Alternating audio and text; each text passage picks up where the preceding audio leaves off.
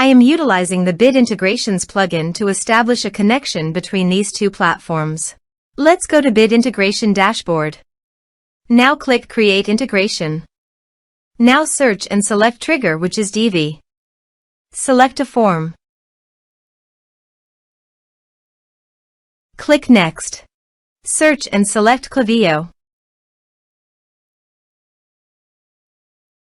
Give here API key.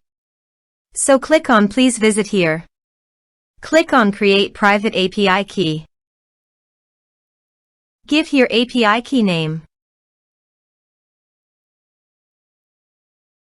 Choose full access key.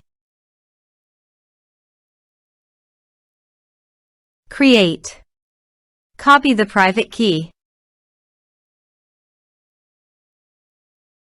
And paste it here. Authorize it. Authorization is successfully done.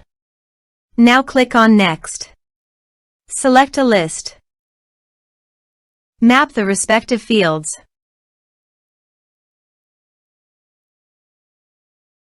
Here are advanced features in conditional logic. If you want, you can use it for your own requirement. Click on Next, finish and save it. Now go to your form and type some information and submit the form.